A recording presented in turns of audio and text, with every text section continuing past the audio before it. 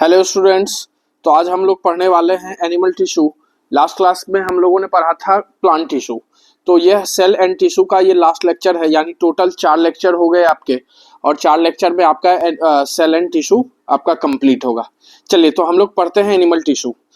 तो animal tissue जो है यह 4 टाइप के होते हैं। फर्स्ट है आपका एपिथेलियल इशू। जिसे हम हिंदी में बोलते हैं उपकला उत्तक। सेकंड है आपका कनेक्टिव टिश्यू, जिसे हम लोग बोलते हैं संयोजी उत्तक। थर्ड है आपका मस्कुलर टिश्यू, जिसे हम बोलते हैं पेशीय उत्तक। और फोर्थ है आपका नर्वस टिश्यू, जिसे हम बोलते हैं तंत्रिका उत्तक। तो चलिए हम एक एक कर सभी टिश्यूज के बारे में पढ़ते हैं। और ये सारे टिश्यूज किसके हैं? एनिमल टिश्यूज है। चलिए तो स्टार्ट करते हैं हम एपिथेलियल इशू। एपिथेलियल इशू क्या करता है? यह आपके शरीर के बाहरी अंगों का निर्माण करता है। जैसे हमारा ये बॉडी है, जैसे ये हमारा बॉडी है, तो ये आपका क्या है? सबसे बाहरी अंग क्या है? स्किन यानी त्वचा है।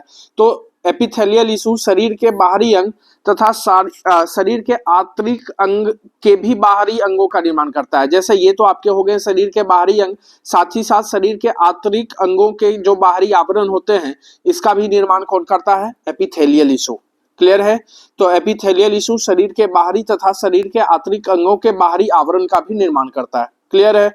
तो ह्यूमन बॉडी का आउटर पार्ट जो है वो क्या है? आपका त्वचा यानी स्किन। और साथ ही साथ जो इन पार्ट वाला है यानी आंतरिक अंग है, इनर पार्ट है, उसके बाहरी आवरण का भी निर्माण कौन करता है? Epithelial issue. और साथ ही साथ यह शरीर के बाहरी रोगाणुओं से भी शरीर की सुरक्षा प्रदान करता है। यह हमारे इसके बहुत सारे काम है। ये हमारे शरीर में अवशिष्ट पदार्थों का उत्सर्जन करने में मदद करता है। साथ ही साथ हमारे शरीर से महत्वपूर्ण एंजाइम और लार के स्राव करने में भी मदद करता है। और साथ ही साथ यह घाव भरने में भी मदद करता है। यानी एपिथेलियल टिश्यू के बारे में आपसे पूछा जाए तो आप क्या बता सकते हैं? यह शरीर के बाहरी अंगों तथा आंतरिक अंगों के बाहरी आवरण का भी निर्माण करता है, पहला। दूसरा, हमारे शरीर में बाहरी रोगाणुओं से सुरक्षा प्रदान करता है, दूसरा। तीसरा हमारा क्या है? अपशिष्ट पदार्थों के उत्सर्जन में भी मदद करता है। नेक्स्ट हमारा क्या है? यह हमारे शरीर के महत्वपूर्ण यानी इंपॉर्टेंट एंजाइम और जो लार है उसके स्राव में भी मदद करता है। साथ ही साथ यह घाव भरने में भी मदद करता है। तो एपिथेलियल इशू हो गया। अब इसी में थोड़ा सा हम लोग डिटेल से पढ़ लेते हैं जो हमारा स्किन है, त्वचा के बारे में। ठीक है? तो हमारे त्वचा जो मेनली है वह 3 तरह के परत से बनी होती है। यानी फर्स्ट है आपका एपिडर्मिस। फर्स्ट को हम क्या बोलते हैं? एपिडर्मिस। सेकंड को हम बोलते हैं डर्मिस। और थर्ड को बोलते हैं हाइपोडर्मिस। हमारा जो स्किन है वह 3 पार्ट से मिलकर बना होता है। फर्स्ट जो आवरण है, परत है, उसे हम बोलते हैं एपिडर्मिस।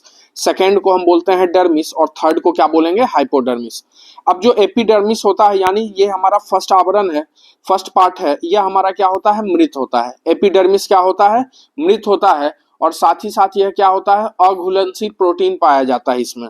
एपिडर्मिस मृत होता है और इसमें अघुलनशील प्रोटीन पाए जाते हैं, जिसे हम क्या बोलते हैं? केराटिन। क्या बोलते हैं? केराटिन कहते हैं। और ये हमारा एपिडर्मिस कहाँ पाया जाता है? तो जो हमारे बाल, नाखून, सिंग, जानवरों के सिंग या खूर में भी ये हमारा क्या पाया जाता है? केराटिन पाया जाता है। और ये केराटिन क्या है? अघुलनशील प्रोटीन है। अब सेकंड है आपका हमारा डर्मिस। डर्मिस में क्या है?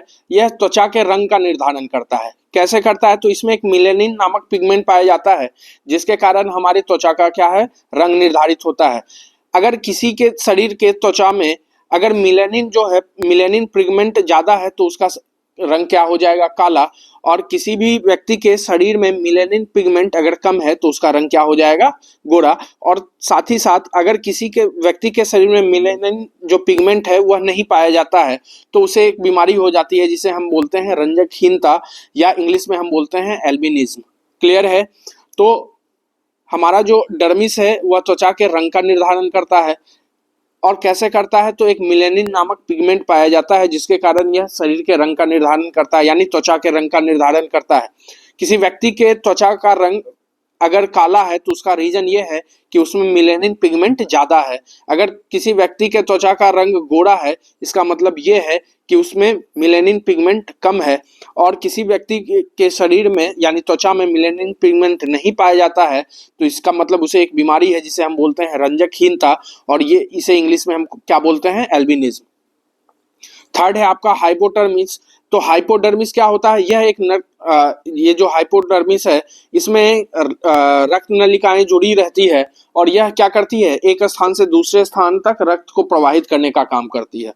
हाइपोडर्मिस में रक्त नलिकाएं जुड़ी होती है और ये क्या करती है, ब्लड को एक जगह से दूसरी जगह ले जाने में मदद करती है। क्लियर है? तो त्वचा हमारा क्लियर हो गया, यानी फर्स्ट आपका जो आपका एपिथेलियल इशू है वह क्लियर है। सेकंड है आपका कनेक्टिव टिश्यू। कनेक्टिव टिश्यू को हम हिंदी में बोलते हैं संयोजी उत्तक। ये क्या करते हैं, सभी उत्तकों को जोड़ने में मदद करता है, साथ ही साथ उसमें क्या करता है, मजबूती यानी ताकत प्रदान करता है। संयोजी उत्तक क्या है, सभी उत्तकों को जोड़ने में मदद करता है और साथ ही साथ उसमें क्या करता है, ताकत प्रदान करता है। क्लियर है? जिसके एग्जाम्पल हैं आपके ब्लड, लसिका, बोन, कार्टिलेज यानी इसे हिंदी में बोलते हैं उपास्थि, लिगामेंट जिसे हम बोलते हैं स्नायु, टेंडन यानी कंडरा, एडिपोज टिश्यू। तो ये सारे एग्जाम्पल किसके हैं, कनेक्टिव टिश्यू के। और जब हम लोग डिटेल से पढ़ेंगे तो हम इसको पढ़ेंगे, अभी बस मैं ओवरव्यू दे देता हूँ। ये सारी चीज हम लोग डिटेल से पढ़ेंगे, ब्लड क्या होता है, लसिका क्या होता है, कार्टिलेज क्या है। तो अभी बस मैं आपको एक ओवरव्यू दे देता हूँ। जैसे कार्टिलेज क्या है, कार्टिलेज को हम बोलते हैं हिंदी में उपास्थि और यह फ्लेक्सिबल होता है। क्या होता है, फ्लेक्सिबल। जैसे हमारा ईयर जो है वह कार्टिलेज है, ठीक है, और ये कार्टिलेज जो है वह प्रोटीन का बना होता है। नोज टिप ये सब हमारे क्या है, कार्टिलेज हैं जो कि फ्लेक्सिबल होते हैं और यह किसके बने होते हैं, प्रोटीन के।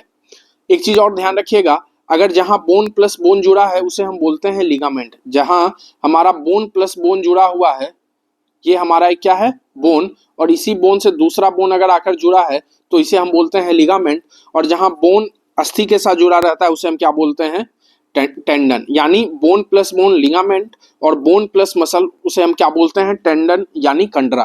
ठीक है? और एडिपोज टिश्यू क्या होता है, वसा का संचय करता है। लसिका क्या होता है, लसिका एक तरल संयोजी ऊतक है। यह ब्लड ही जैसा होता है लेकिन इसमें आरबीसी नहीं पाए जाते। लसिका जो है ब्लड के जैसा ही होता है, यह ब्लड भी एक तरल संयोजी ऊतक है, लसिका भी हमारा तरल संयोजी ऊतक है। डिफरेंस यही है कि इसमें आरबीसी नहीं पाए जाते हैं जबकि हमारे ब्लड में आरबीसी पाए जाते हैं। इसमें डब्ल्यूबीसी और प्लेटलेट्स पाए जाते हैं लेकिन आरबीसी नहीं पाए जाते हैं और यह एक ही दिशा में परिवहन करता है। क्लियर है? चलिए, थर्ड है आपका मस्कुलर टिश्यू।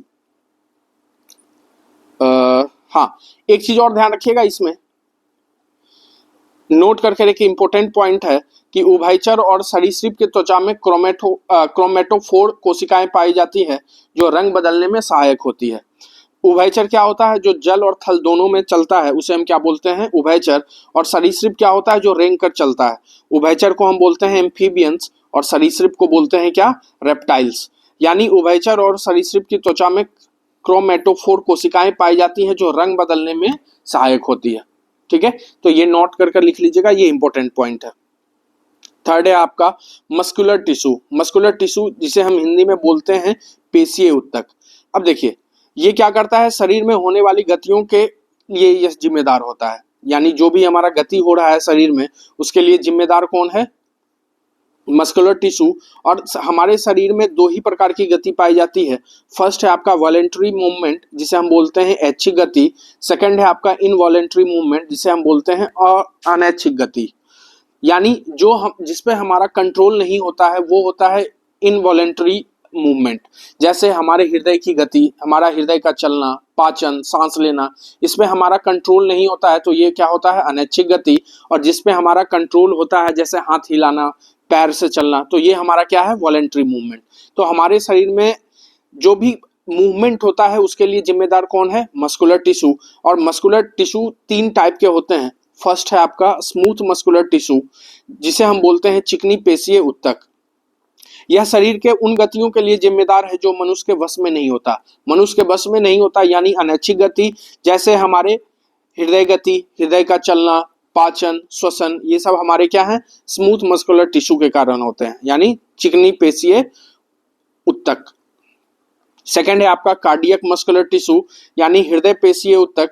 हृदय की पेशियों में होने वाली गति के लिए यह जिम्मेदार है। और हमारा कार्डियक टिश्यू भी जो है अनैच्छिक गति है यानी इनवॉलेंट्री मूवमेंट है। थर्ड है आपका स्केलेटल मस्कुलर टिश्यू यानी कंकालीय पेशीय ऊतक।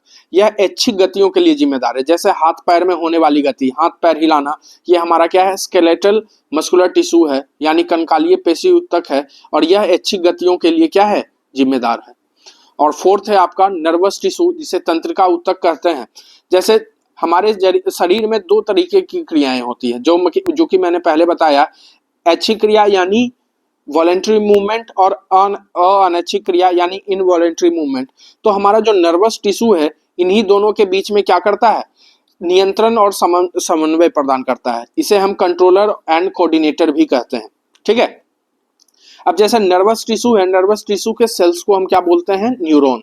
नर्वस टिश्यू के सेल को हम क्या बोलते हैं, न्यूरॉन। और ये भी तीन टाइप के होते हैं। फर्स्ट है आपका डेंड्रॉन, सेकंड है आपका साइटोन, और थर्ड है आपका एक्सोन।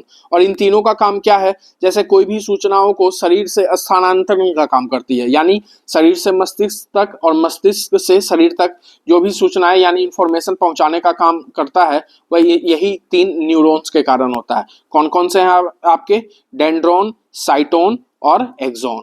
तो क्लियर है। तो ये था आपका एनिमल टिश्यू, और ये आपका एक टॉपिक खत्म हो गया। अब आप नोट्स अगर अच्छे से बनाए होंगे तो आप उसको रिवाइज कीजिए और किसी भी क्वेश्चन बैंक को उठाकर बनाइए। आपका 100% लगभग 90 to 95% क्वेश्चन सॉल्व हो जाएंगे।